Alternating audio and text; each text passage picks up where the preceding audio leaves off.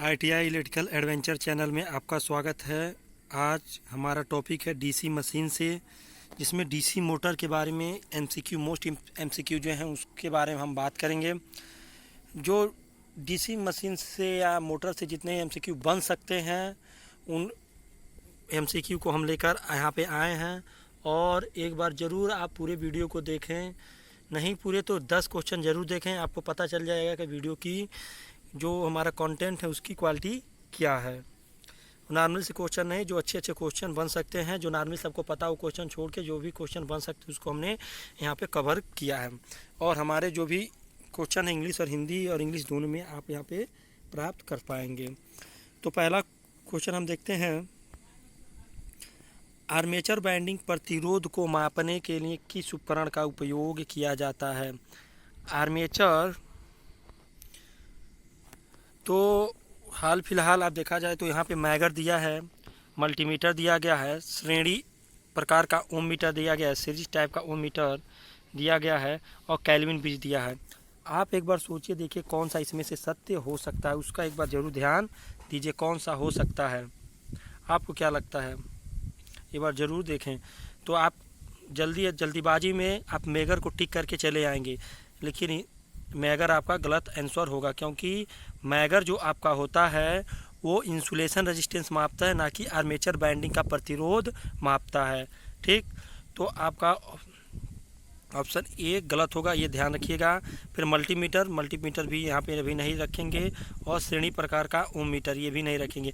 यहाँ पे जो होगा आपका केल्विन ब्रिज आपका यहाँ पे सत्य आंसर है, सही है, क्योंकि केल्विन मल्टीमीटर भी हो सकता था। अगर केल्विन ब्रिज नहीं है तो मल्टीमीटर हो सकता था, लेकिन जब केल्विन ब्रिज है तो केल्विन ब्रिज को ही सत्य मानेंगे, क्योंकि केल्विन ब्रिज जो आपका होता है वह आपका जो ब्रिज जो सेतु होता है, जो सेतु प्रकार का जो आपका जो रेजिस्टेंस मापी होता है उसी के समान होता है, लेकिन इसका कुछ आंतरिक प्रतिरोध भी होता है केल्विन ब्रिज का, जो कि इसकी शुद्धता को और भी शुद्ध बना देता है।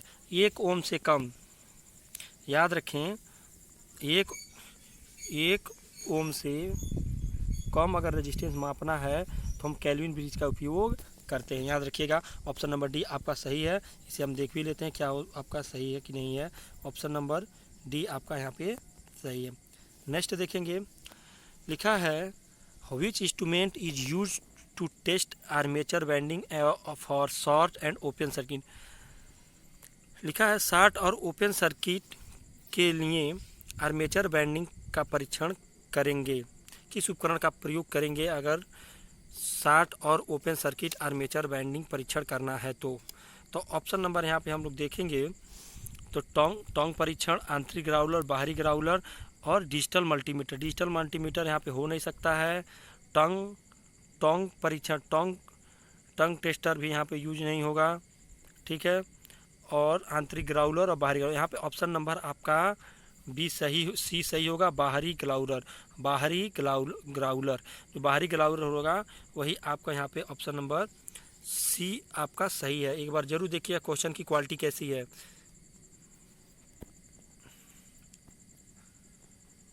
फिर है what is the name of the speed control method of DC motor, यानी डीसी मोटर की नियंत्रण विधि का क्या नाम है, कौन सी नियंत्रण विधि यहाँ पे दी गई है।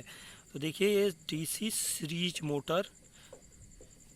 मोटर है, जो इसके आर्मेचर के सीरीज में, जो इसके आर्मेचर के A1 और A2 टर्मिनल के बीच में एक वेरिएबल रेजिस्टेंस लगा हुआ है,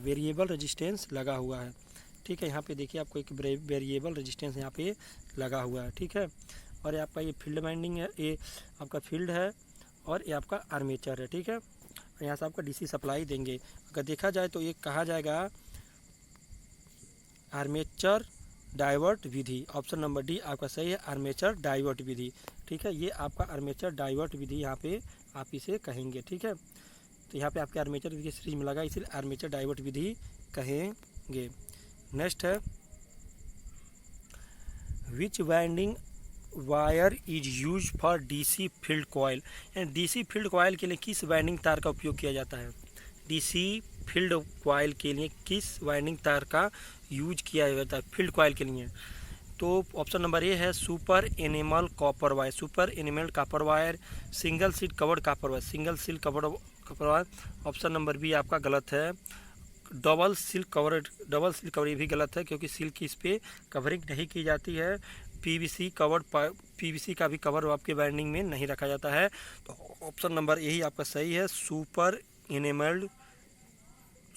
इनेमेल्ड कॉपर वायर। जो पीले हल्का जो तांबे के कलर का होता है, तांबे के ऊपर एक क्या करते हैं लेयर चढ़ा के हम लोग एक इंसुलेशन चढ़ा के यूज करते हैं, जिसे सुपर एनिमल तार कहा जाता है। ठीक। 5वां है डीसी मोटर की गति की गणना करने के लिए किस सूत्र का उपयोग किया जाता है। देखिएगा, डीसी मशीन के बारे में इन्होंने पूछा है, डीसी मशीन के बारे में। तो डीसी मशीन की गणना करने के लिए हम लोग सूत्र है यहाँ पहला दिया है, एन बराबर बैक EMF बटे फ्लक्स। ठीक है। फिर बी का एन फ्लक्स बटे बैक EMF। फिर सी का है एन EB 120। देखिए 120 ओनली एसी मशीन में होता है, डीसी मशीन में 60 होता है, लास्ट में 60 होता है, याद रखिएगा, फार्मूले के लास्ट में 60 होता है। ये तो सरासर गलत है। ठीक है। नेक्स्ट बढ़ते देखते हैं, ये भी गलत है, ये भी 120 लिखा है, यानी ऑप्शन नंबर डी और सी एकदम गलत हैं, इसको ध्यान रखिएगा। अब बचे हैं आपके ऑप्शन नंबर ए और बी। ए और बी में अगर हम देखें तो आपका क्या हो सकता है, ऑप्शन नंबर बी देखते हैं इसमें क्या हो सकता है आपका सही। तो ऑप्शन नंबर बी का देखिए, डीसी सीरीज मशीन का देखिए दो फार्मूला है, डीसी सीरीज मशीन का दो फार्मूला। पहले मैं फार्मूला बता देता हूँ, उसके बाद मैं ऑप्शन नंबर ए और बी में कौन सा थे उसको मैं डिफाइन करूँगा। तो पहला इसका स्पीड निकालने का फार्मूला है एन बराबर 5ZNP बटा 60 ए, यानी इंटू ए इंटू पी ऐसे रहता है। ठीक है, ये इसको कोई ज़रूरी नहीं है। ठीक है। तो 5ZNP 60/5 ये आपका एक स्पीड कैलकुलेशन के लिए डीसी सीरीज का डीसी के लिए होता है, डीसी मशीन के लिए। एक फार्मूला एक हो गया, तो दूसरा फार्मूला भी मैं आपको बता रहा हूँ। दूसरा फार्मूला आपका सेकेंड वाला ये होता है कि एन बराबर वी माइनस IARA बटे 5। आपका एक डीसी मशीन का ए यहाँ पे एक और होता, ये आपके होते हैं डीसी मशीन के आपके निकालने के लिए। तो यहाँ पे डीसी सीरीज मशीन के यही आपके होते हैं फार्मूले। ऑप्शन नंबर यहाँ पे ए आपका सही है, EB बटा 5, यानी बैक EMF बटे फील्ड, बैक EMF बटे आपका मेन फ्लक्स। देखिए मेन फ्लक्स के उल्टा जो आपका होता है, मेन फ्लक्स के उल्टा होता है बैक EMF, यानी बैक EMF जितना ही बढ़ता जाएगा उसी तरह आपका स्पीड क्या हो घटता जाएगा, और बैक EMF जैसे बढ़ेगा और स्पीड आपका घटता जाएगा, और स्पीड बढ़ेगा तो बैक EMF घटता जाएगा। ये दूसरे के इन्वर्सली प्रोपोर्शनल होते हैं। ठीक है। अब देखते हैं 6 नंबर कहा है आपका, 4 पोल डीसी मोटर की आर्मेचर डुप्लेक्स लैप बैंडिंग में कितने समांतर होंगे। देखिए जब लैप बैंडिंग के यहाँ पे बात करता है तो लैप बैंडिंग में सिर्फ 2 ही रास्ते होते हैं। तो ऑप्शन नंबर आपका 2 क्या होगा, सही होगा, ऑप्शन नंबर ए, यानी 2 रास्ते। ठीक है, लैप और वेब। फिर 7वां का, which rule determine the direction of rotation of armature in DC motor. DC motor में आर्मेचर के घूमने की दिशा कौन सा नियम निर्धारित करता है, ध्यान रखिएगा। डीसी मोटर में आर्मेचर की घूमने की दिशा कौन सा निर्धारित करता है, तो फ्लेमिंग का जो आपका राइट हैंड रूल है वो डीसी जनरेटर के लिए होता है, जो आर वाला होता है जनरेटर के लिए होता है, एल वाला जो होता है लेफ्ट हैंड जो होता है मोटर के लिए होता है। तो यहाँ पे फ्लेमिंग का लेफ्ट हैंड रूल, यानी ऑप्शन नंबर सी आपका सही, फ्लेमिंग का लेफ्ट हैंड रूल। जो दाहिने हाथ का पकड़ का नियम है, ये आपके किसी कंडक्टर की जो ये दिया गया है यहाँ पे, तो ये किसी कंडक्टर को जब हम ये कंडक्टर की जो हमारा कोई कंडक्टर इसके अंदर जब धारा बहती है तो इसके आसपास जो जो मैग्नेटिक फ्लक्स पैदा हो जाती है उसको दिशा निर्धारित के लिए दाहिने हाथ का नियम, पकड़ का नियम हम लोग राइट हैंड ग्रिप का यूज करते हैं। ठीक है, दाहिने हाथ की हथेली का नियम भी इसी के लिए यूज किया जाता है, कंडक्टर की फ्लक्स ज्ञात करने के लिए, यानी चुंबकीय flux. What is the name of DC motor? ये डीसी मोटर कौन सी डीसी मोटर है? बहुत आसान सा है। डीसी मोटर का एक सर्किट डायग्राम दिया गया है, तो ये कौन सी मोटर है? तो यहाँ पे ऑप्शन नंबर आपका ये सही होगा, डीसी शंट मोटर। ठीक है, ऑप्शन नंबर 1 चेक कर लीजिए, डीसी शंट मोटर। देखिए डीसी शंट मोटर है, और एक और होता है जो सीरीज मोटर होता है। सीरीज मोटर का भी सर्किट डायग्राम कुछ इसी तरह होता है। इस तरह कुछ नहीं होता है, इसके सीरीज जो फील्ड वाइंडिंग होती है इसके सीरीज में लगा दी जाती है। ये आपका हो जाता है डीसी सीरीज मोटर और ये डीसी शंट मोटर। ठीक, नेक्स्ट देखते हैं, which rule determine the direction of current in DC motor? DC motor में करंट की दिशा किस नियम से निर्धारित किया जाता है? बहुत आसान सा क्वेश्चन दे रखा है। तो डीसी मोटर में करंट का दिशा निर्धारित करने के लिए जब डीसी मोटर है तो राइट हैंड रूल नहीं, यहाँ पर लेफ्ट हैंड रूल है। यहाँ पर ध्यान रखिएगा, मोटर है तो मोटर में हमेशा लेफ्ट हैंड ही रूल लगेगा, लेफ्ट हैंड फ्लेमिंग का लेफ्ट हैंड रूल, जिसमें तीनों अंगुलियां एक दूसरे के व्यतिक्रमानुपात, एक दूसरे के लंबवत रखी जाती हैं। ठीक, नेक्स्ट 10वां है, what is the formula of calculation the current take and DC shunt motor armature? DC shunt motor armature द्वारा ली गई धारा की गणना करने का सूत्र है। धारा की गणना करने का सूत्र तब देखा जाए तो IA बराबर VA माइनस EB बटा RA, फिर IA बराबर V माइनस EB बटे RA। Option number D IA EA minus V RA, तो ऑप्शन नंबर आपका C सही होगा।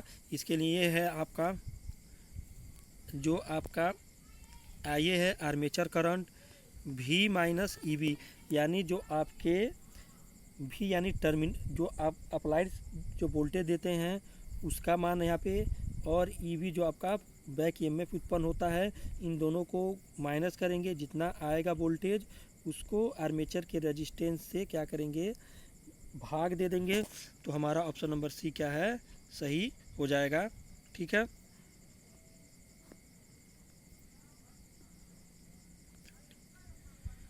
फिर है which rule in applied in the identify the direction of the flux in DC motor? DC motor flux की दिशा को पहचानने के लिए कौन सा नियम लागू होता है? जो फ्लक्स को पहचानना है तो आपका दाहिने हाथ का नियम, जो भी डीसी मशीन के लिए बात होगा, अगर वो डीसी मोटर है तो हमेशा लेफ्ट हैंड फ्लेमिंग के बाएं हाथ का रूल आप हमेशा लगाएंगे। ठीक है, तो फिर यह name of the DC motor का प्रकार बताइए, ये कौन सी डीसी मोटर है? देखिए ये आर्मेचर के ये सीरीज और शंट यानी कंप्लीटिव कंपाउंड मोटर लगती है। ठीक है, शंट मोटर नहीं है, सीरीज मोटर है। तो आपका यहाँ पे हम लोग कहेंगे ये short shunt compound motor, short shunt compound motor. ठीक है, ये शॉर्ट शंट कंपाउंड मोटर है, ये कम्युनिटी कंपाउंड हम लोग कहते हैं। फिर है 13वां, what is the formula calculate the back EMF DC motor? तो डीसी मोटर के लिए यहाँ पे बैक EMF इन्हें निकालना है, उसके लिए इन्होंने दिया है, तो बहुत इन्होंने मालूम दिया है। तो आपको बैक EMF के लिए हमने बताया था 60 वाला जो होगा उसी पे EB ZNP बड़ा फाई, तो फाई हमेशा जेड के साथ रहता है, याद रखिएगा, और NP के साथ रहता है ज़्यादातर।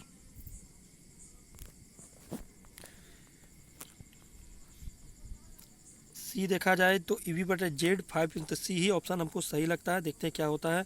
ऑप्शन नंबर C सही है, जो EB बराबर 5 ZNP बटा 60 A दिया है।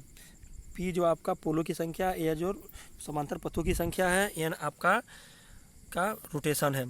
Which of the name of equipment, उपकरण का नाम बताइए। देखिए एक प्रकार का ये ग्राउलर है। ठीक है, 14वां जो दिया आपका एक प्रकार का ये ग्राउलर है, तो मेगर तो हो नहीं सकता, भूप प्रतिरोधक परीक्षण ये भी नहीं हो सकता, आंतरिक ग्राउलर बाहरी ग्राउलर। ये ऑप्शन नंबर डी आपका सही होगा। ये प्रकार का बाहरी ग्राउलर है।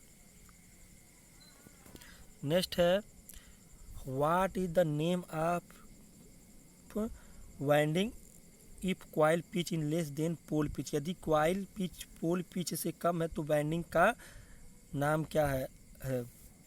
जब आपका क्वाइल पिच वाइंडिंग जब पोल पिच से कम है तो वाइंडिंग का नाम क्या रखा जाता है। 15वां इन्होंने पूछा है फुल पिच वाइंडिंग। नहीं, जब पहले ही इन्होंने रख दिया है कि एक पोल पिच से कम है तो फुल पिच हो नहीं सकती है। अर्ध पिच तो अर्ध पिच का कोई नहीं होता है। लंबी कार्टेड वाइंडिंग तो शार्ट कार्टेड वाइंडिंग। शार्ट कार्टेड वाइंडिंग आपका आंसर सही होगा। शार्ट पिच वाइंडिंग इसे कह सकते हैं या शार्ट कार्टेड वाइंडिंग। ठीक। फिर 16वां DC which of the purpose of series register connect with the holding coil in the DC 4 point starter. DC 4 point starter में होल्डिंग कॉइल में जुड़े प्रतिरोध का उद्देश्य क्या होता है। तो होल्डिंग कुंडली में करंट को सीमित करना। बी है होल्डिंग कॉइल में करंट बढ़ाए। रेजिस्टेंस कभी करंट नहीं बढ़ाता, याद रखिएगा। ऑप्शन नंबर बी आपका गलत है। कॉइल को पकड़ने में वोल्टेज बढ़ाए, ये भी नहीं, गलत है। रेजिस्टेंस कभी वोल्टेज नहीं बढ़ाएगा। होल्डिंग कॉइल में वोल्टेज कम करिए तो हो सकता है, लेकिन अगर करंट ऑप्शन दिया है तो करंट ही आपका सही होना चाहिए। तो ऑप्शन नंबर ए आपका सही है। इसको हम देखते हैं क्या होगा। तो ऑप्शन नंबर ए ही आपका सही है। विच speed control method of DC series motor of use the electric train. तो DC सीरीज मोटर को किस गति नियंत्रण विधि द्वारा इलेक्ट्रिक ट्रेन के लिए किया, यानी जो DC सीरीज मोटर जो इलेक्ट्रिक ट्रेन जो हमारे यहाँ जो इलेक्ट्रिक ट्रेन होते हैं उसके अंदर DC सीरीज मोटर लगी होती है, तो उसको किस विधि से उसकी गति को नियंत्रण करते हैं उसके बारे में इन्होंने यहाँ पे पूछा है। तो डी देखते हैं। तो आपूर्ति वोल्टेज नियंत्रण विधि नहीं, आर्मेचर डाइवर्टर नहीं, फील्ड टेपिंग नहीं, फील्ड डाइवर्ट मेथड। जो DC सीरीज मोटर होता है इलेक्ट्रिक ट्रेन में तो उसके फील्ड डाइवर्टर का यूज करते हैं, फील्ड डाइवर्टर विधि का यूज करते हैं। ऑप्शन नंबर ए सही है। फील्ड डाइवर्टर विधि का एक और एडवांटेज है जिससे हमारी ऊर्जा लॉसेस कम होती हैं, लॉस हमारा कम होता है। शंट फील्ड कॉइल को DC 3 पॉइंट स्टार्टर में होल्डिंग कॉइल के साथ श्रृंखला में क्यों जोड़ा जाता है। ये तो हमने कर रखे हैं।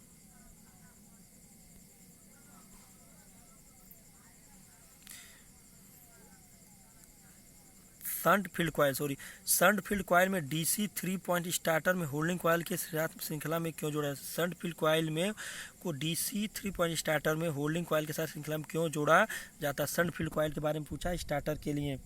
तो होल्डिंग कॉइल करंट बढ़ाए, होल्डिंग कॉइल कभी करंट नहीं बढ़ाएगी, याद रखिए। फिर होल्डिंग कॉइल करंट घटाए, शंट फील्ड को करंट से बचाए, शंट फील्ड खुले होने की स्थिति मोटर की सुरक्षित स्थिति पहुँचाए, ये सही है। यानी जो शंट मोटर है, ऑप्शन नंबर डी सही। आपको मैं समझा देता हूँ। शंट फील्ड खुलने की स्थिति में मोटर की सुरक्षित रखे, यही आपका सही है। मैं आपको अच्छे से एक्सप्लेन करके बताते हैं। देखिए शंट बाइंडिंग की यही शंट मोटर की आपका यही सर्किट डायग्राम होता है। देखिए काम नहीं कर रहा क्या। हाँ ठीक है। शंट मोटर का आपका ये सर्किट डायग्राम होता है। ठीक। तो अब मैं आपको बताना चाहूँगा, अगर आर्मेचर बाइंडिंग जो होती है, आर्मेचर हमारी चल रही है और हमारा जो भी आर्मेचर की गति है, जो भी मोटर की गति हमेशा फ्लक्स पे यानी फ्लक्स पे हमेशा डिपेंडेंट रहता है। फील्ड फ्लक्स, अगर फील्ड फ्लक्स अगर हमारा बढ़ जाता है तो आर्मेचर की आर्मेचर की जो स्पीड है बढ़ जाएगी, और फील्ड फ्लक्स अगर हम बढ़ा दें तो उसकी स्पीड घट जाएगी, और फील्ड फ्लक्स को बढ़ा दें तो स्पीड घट जाएगी, फील्ड फ्लक्स को कम कर दें तो स्पीड बढ़ जाएगी। तो हमारा जो होल्डिंग कॉइल की श्रृंखला में जो हम लोग जोड़ते हैं शंट फील्ड कॉइल, इसलिए कि इसकी अगर अचानक अगर बाइंडिंग यहाँ से ओपन हो जाए तो इसे क्या करे, इसे खतरनाक गति पहुँचने से इसे रोक ले। अगर यहाँ पे हमारा बैक ईएमएफ अगर जीरो हो जाएगा तो आर्मेचर की स्पीड सीरीज मोटर की भांति इनफाइनाइट हो जाएगी। ठीक है, इसलिए उसे रखा जाता है। फिर लिखा है which direction of rotation in change only by changing the armature current direction in A DC compound motor. DC मिश्रित मोटर में आर्मेचर धारा दिशा बदलकर केवल पूर्ण घूर्णन की दिशा क्यों बदली जाती है। DC कंपाउंड मोटर में आर्मेचर धारा दिशा को बदलकर केवल घूर्णन की दिशा क्यों बदली जाती है। आर्मेचर आर्मेचर की कह रहा है, जैसे आपको ये यहाँ पे कह रहा है कि आर्मेचर के DRO क्यों चेंज किया जाता है। अगर ये शंट है तो इस तरह बात कर रहा है, अगर इधर से हम फेज दे रहे हैं, इधर से माइनस दे रहे हैं, ठीक, तो ये कह रहा है कि हम लोग घूर्णन की दिशा क्यों बदलने के लिए हम लोग आर्मेचर का यूज़ करते हैं। यानी इस सप्लाई को हम यहाँ से काट के यहाँ से जोड़ दें, इसमें जोड़ दें, और इसको काट के यहाँ पे हम लोग जोड़ते। इसके हम लोग क्या करते हैं, अगर DC मोटर को अगर हमारा उसका अगर रोटेशन चेंज करना है, DORO चेंज करना है, या तो फील्ड का या तो आर्मेचर का, एक का कनेक्शन हम उल्टा करेंगे जिससे हमारा रोटेशन चेंज हो जाएगा। ठीक है, तो यहाँ पे इन्होंने पूछा है रेटेड गति बनाए रखने के लिए, मोटर विशेषता बनाए रखने के लिए, और आर्मेचर प्रतिक्रिया प्रभाव से बचाने के लिए, और मोटर को ओवरलोडिंग से रोकने के लिए। ऑप्शन नंबर, ओवरलोडिंग से कोई मतलब नहीं है, रेट गति बनाए रखने के लिए इससे कोई मतलब नहीं, मोटर विशेषताओं को बनाए रखने नहीं। ऑप्शन नंबर आपका बी सही है, मोटर विशेषताओं को बनाए रखने के लिए। मोटर की विशेषताएं को बनाए रखने के लिए हम लोग हमेशा आर्मेचर धारा को चेंज करके DRO चेंज किया जाता है कंपाउंड मोटर में। अभी हमने सीरीज का हमने वो सीरीज शंट मोटर का हमने उदाहरण दिया था, लेकिन ये किसने पूछा, कंपाउंड मोटर के लिए पूछा है। तो मोटर की विशेषताएं को बनाए रखने के लिए हमेशा हम आर्मेचर धारा बदलकर दिशा को चेंज करते हैं। 20वां क्वेश्चन है, विच speed control method effect below normal speed in DC shunt motor. DC shunt motor में समान गति से नीचे कौन सी गति नियंत्रण विधि प्रदान कर सकते हैं। फील्ड डाइवर्ट विधि, इससे तो स्पीड और इंक्रीज हो जाती है फील्ड डाइवर्ट विधि से। वोल्टेज नियंत्रण, आर्मेचर नियंत्रण, गति नियंत्रण, बार्नयार्ड विधि। तो ऑप्शन नंबर हम लोग देखेंगे 20 का, तो आर्मेचर नियंत्रण हमारा सबसे ज़्यादा कामगार है, जिससे हमारा स्पीड क्या करती है, बहुत अच्छे से घट सकती है। ठीक है, वोल्टेज नियंत्रण भी करते हैं, लेकिन वोल्टेज नियंत्रण में लॉसेस बहुत ज़्यादा होता है, इसलिए हम लोग आर्मेचर नियंत्रण यानी आर्मेचर कंट्रोल मेथड यूज करेंगे। ठीक है, तो DC सीरीज मोटर का, DC मशीन का 20 क्वेश्चन हमने जो भी बना लेकर आए हैं, और आगे अभी क्वेश्चन बाकी हैं। ये हमारा पार्ट 1 है DC मशीन के लिए भी, और आगे पार्ट हमारा आता रहेगा। ठीक है, आज के लिए बस इतना ही, फिर मिलते हैं नेक्स्ट वीडियो में।